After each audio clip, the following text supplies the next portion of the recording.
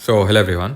तो पीएम मोदी अभी जापान और चाइना के विजिट पे थे। जापान उन्होंने विजिट किया 29 और 30 ऑफ अगस्त को, एंड उसके बाद वो चाइना गए to attend the meet of Shanghai cooperation organisation.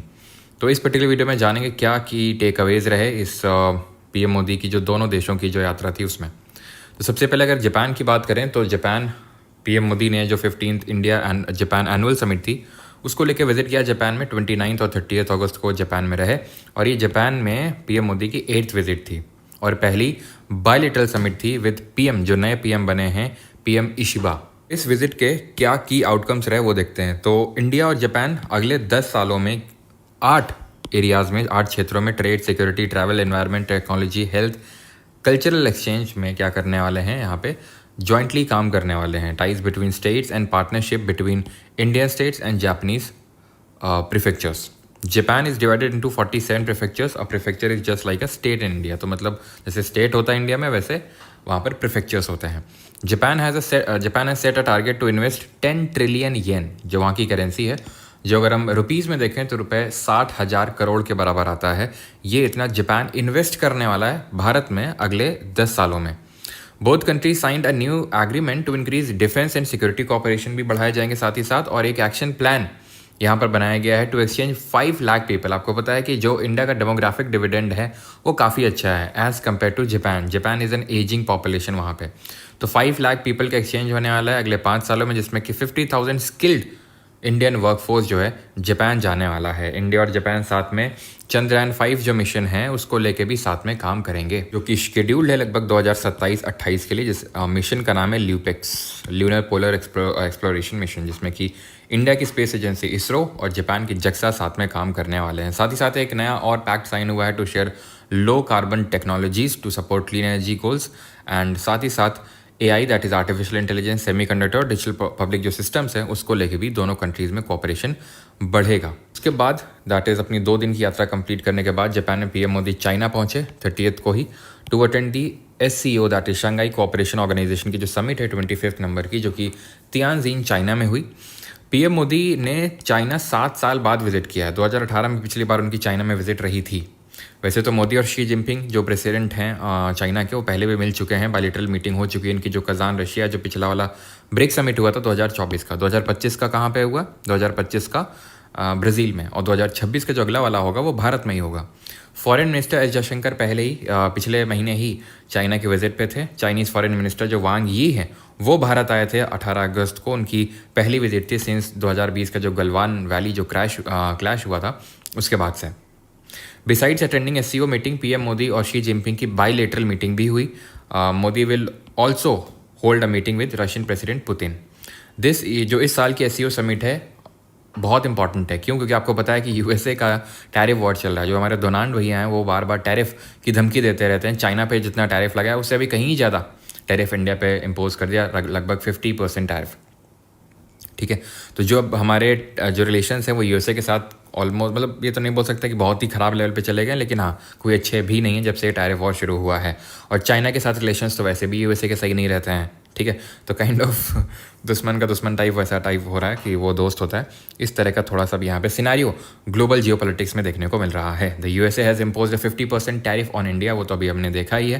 And on the other hand it has impose 30%। क्योंकि आप देखो तो जो इंडो पैसिफिक में क्वाड ग्रुपिंग क्या है, ये क्वाड ग्रुपिंग तो वी ऑल नो कि इसमें 4 कंट्रीज़ हैं। USA है, ठीक है, इंडिया है, जापान है और ऑस्ट्रेलिया है। ये 4 कंट्रीज़ हैं। तो क्यों ये अलायंस बना है? वैसे फॉर्मली तो ये है कि भाई ग्लोबल और ये सब जो मीठी मीठी शुगर कोटेड ऑब्जेक्टिव्स होते हैं, बट मेन ये है कि जो चाइना का जो इन्फ्लुएंस है इंडो पैसिफिक रीजन में उसको थोड़ा सा कम करना, उसको काउंटर करना, और उसके लिए USA देखता है इंडिया की तरफ कि इंडिया उसको काउंटर कर सकता है अगर हम एशिया में बात करें तो। लेकिन वहीं दूसरी तरफ USA का अगर आप देखें तो 30% लगा रखा है चाइना पे टैरिफ और इंडिया पे 50%। 2023 में जब इंडिया ने चेयरमैनशिप ली थी SCO के, because India is a member of SCO, obviously बात है, तभी पीएम मोदी वहाँ पे गए। PM Modi made a virtual event, यानी इसको वर्चुअल बना दिया। वैसे कोई कोविड नहीं था उस समय 2023 में, बट फिर भी इसको वर्चुअल इवेंट बना दिया था पीएम मोदी ने। सभी लोगों ने मतलब ऑनलाइन ही मीटिंग अटेंड करी थी। क्यों? क्योंकि थोड़ा सा उसकी इंपॉर्टेंस को कम करना चाहते थे, क्योंकि उतने हमारे यहाँ पे जो ऑब्जेक्टिव्स हैं वो फुलफिल नहीं हो रहे थे। और जो पिछले साल का जो SCO समिट हुआ था अस्ताना कजाकिस्तान में, उसमें भी पीएम मोदी ने शिरकत नहीं करी थी। अब इस साल खुद पीएम मोदी गए हैं वहाँ पे एससीओ समिट में, तो दिखा रहा है कि इंडिया जो है इस पर थोड़ा सा एससीओ पे इंपॉर्टेंस दे रहा है। साथ ही साथ ब्रिक्स की तो इंपॉर्टेंस आप इस टाइम पे समझ ही रहे होंगे, but this time it is different. PM Modi is visit to China set to be given by Trump's tariff, वही है, ठीक है। तो जो ट्रम्प ने टैरिफ लगाए हैं, इसकी वजह से पीएम मोदी थोड़ा सा जो एलाइज हैं उनकी, जो बाकी हमारे अभी तक जिनके साथ रिलेशंस अच्छे नहीं थे, उनके साथ भी अब अच्छे रिलेशंस बनाने की तरफ देख रहे हैं, ठीक है। तो वही है कि अक्टूबर 2024 से ही अच्छे रिलेशंस बनाने की जो शिरकत है वो शुरू हो गई थी दोनों देशों के बीच में, जब बॉर्डर डिसएंगेजमेंट डील साइन हुई थी just before Modi and Xi Jinping visit in, जो उनकी मीट हुई थी कजान रशिया में। अभी जो हमने देखा जो पिछली ब्रिक्स समिट थी वो कजान रशिया में हुई थी, तो उससे पहले ये बॉर्डर डिसएंगेजमेंट डील हुई थी।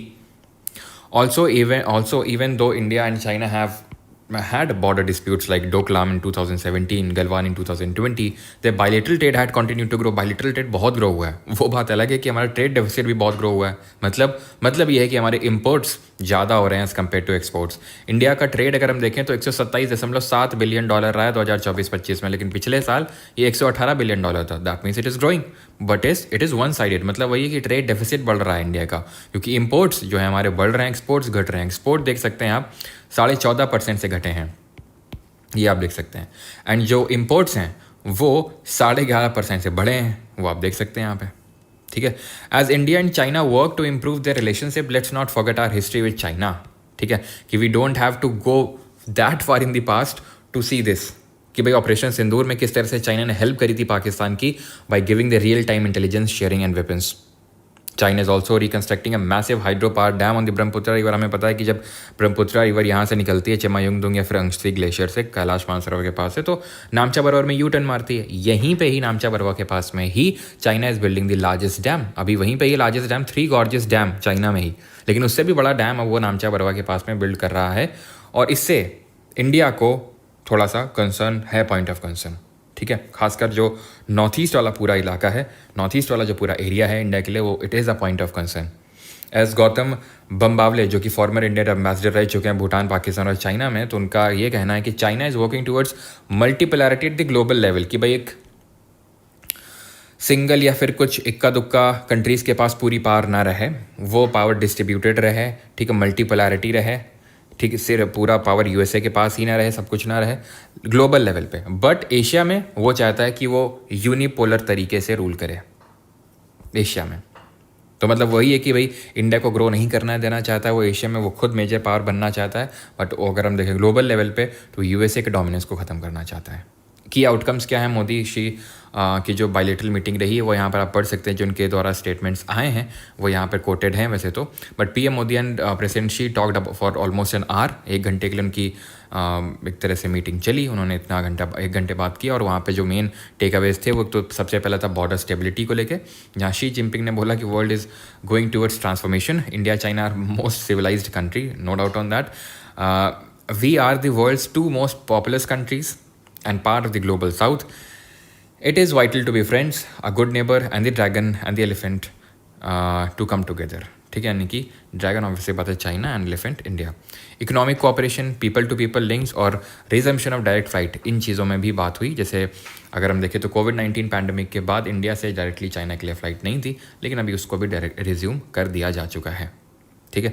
PM Modi also said that India China relation should not be seen through the lens of any third country, कि भाई वो तीसरी कंट्री ऑब्वियसली बात है यूएसए को इन्फर कर रहे हैं कि भाई यूएसए का वो दुश्मन है चाइना, तो यूएसए हम पे टैरिफ लगा रहे हैं इसलिए हमारी दोस्ती बढ़ रही है। तो we should not see it through the lens of any third country. Both the leaders agree to work together more on share issues including terrorism and fair trade also. और उन्होंने, दैट इज़ मोदी जी ने Xi Jinping को invite किया, जो अगला वाला BRICS summit होने वाला 2026 में जिसको इंडिया ही होस्ट करेगा, उसमें मोदी जी ने शी जिनपिंग को इन्वाइट किया है, ओके।